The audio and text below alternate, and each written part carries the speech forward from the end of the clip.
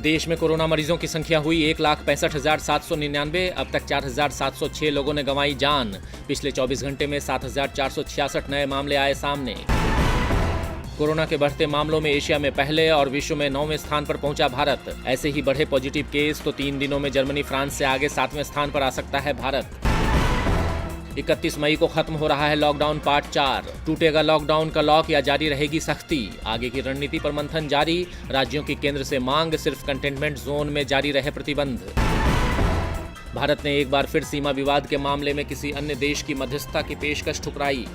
भारत चीन विवाद पर अमेरिकी राष्ट्रपति डोनाल्ड ट्रंप ने की थी मध्यस्थता की पेशकश। पाकिस्तान मामले में भी ट्रंप कर चुके हैं पेशकश। प्रवासी कामगारों के पलायन पर बीएसपी सुप्रीमो मायावती का बड़ा बयान। कहा, अब मजदूरों को जीने के लिए न्याय चाहिए। मायावती ने सुप्रीम कोर्ट के फैसले का भी किया स्वागत। कहा, सरकार की नीयत की असली परीक्षा। कोरोना के बढ़ते खतरे के बीच कर्नाटक राज्य चुनाव आयोग ने ग्राम पंचायत चुनाव किए स्थगित।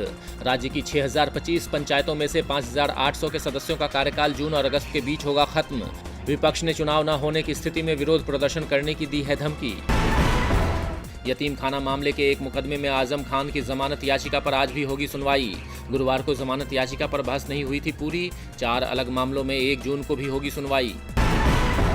देश में टिड्डियों ने मचाया हाहाकार। अब टिड्डियों से छुटकारे के लिए ब्रिटेन से आएंगे स्प्रेयर्स।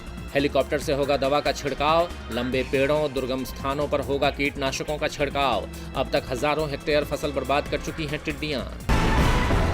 केंद्र सरकार ने नई शिक्षा नीति का मसौदा किया तैयार। संसद में मंजूरी मिलते ही देश में लागू हो जाएगी नई शिक्षा नीति। केंद्रीय मानव संसाधन विकास मंत्री रमेश पोखरियाल निशंक ने दी जानकारी। दिल्ली एनसीआर का मौसम हुआ सुहाना। रात भर चली ठंडी हवाएं। लू और झुलसती गर्मी से मिल सकती है राहत। मौसम विभाग ने आज शाम तक कई इलाकों में बारिश होने का जताया है अनुमान। दुनिया भर में जारी है कोरोना वायरस का सितम। 3,58,000 से ज्यादा लोगों की मौत। अब तक 58 लाख से ज्यादा लोग संक्रमित।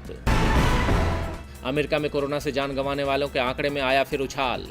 24 घंटे में करीब 1300 की गई जान। अब तक करीब 1,01,573 लोगों की गई है जान। 17 लाख को पार कर चुकी है संक्रमितों की संख्या। ईरान को मिल रही सभी रियायतें खत्म करेगा अमेरिका। अमेरिका के मौजूदा और पूर्व अधिकारियों समेत संसद के सलाहकारों ने दी जानकारी। अमेरिका के इस कदम से दोनों देशों में तनाव बढ़ने के आसार। अमेरिका ने हांगकांग से वापस लिया वैश्विक ट्रेड हब का विशेष दर्जा। चीन पर पड़ेगा बुरा असर। कहा, चीन ने लगभग खत्म कर दी है हांगकांग की स्वायत्तता और स्वतंत्रता।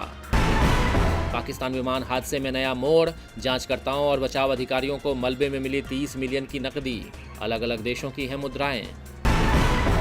सुस्त इकोनॉमी के बावजूद वित्त वर्ष 2019-20 में एफडीआई 13% बढ़ा। करीब $50 अरब का हुआ निवेश। भारत ने एफडीआई नियमों को बनाया है सख्त। जून से 5 रुपए तक बढ़ सकते हैं पेट्रोल डीजल के दाम। लॉकडाउन में हुए घाटे को कम करने के लिए कंपनियां ले सकती हैं फैसला। रोजाना कीमतों में बदलाव की व्यवस्था बहाल करने की भी है तैयारी। 77% एमएसएमई को इमरजेंसी फंड की जरूरत। आत्मनिर्भर भारत पैकेज के बाद किए गए सर्वे में खुलासा। 62% एमएसएमई नौकरी में कर सकती हैं कटौती। भारतीय टेलीकॉम सेक्टर में बड़े सौदे की तैयारी। वोडाफोन आइडिया में 5% हिस्सेदारी ले सकता है गूगल। फेसबुक ने हाल ही में रिलायंस जियो में खरीदी थी 9.99% हिस्सेदारी। और हफ्ते के आखिरी कारोबारी दिन गिरावट के साथ खुला शेयर बाजार। सेंसेक्स में 159 अंकों की गिरावट। निफ्टी ने भी लगाया 68 अंकों का गोता। कल सेंसेक्स 32,200 तो निफ्टी 9,490 पर हुआ था बंद।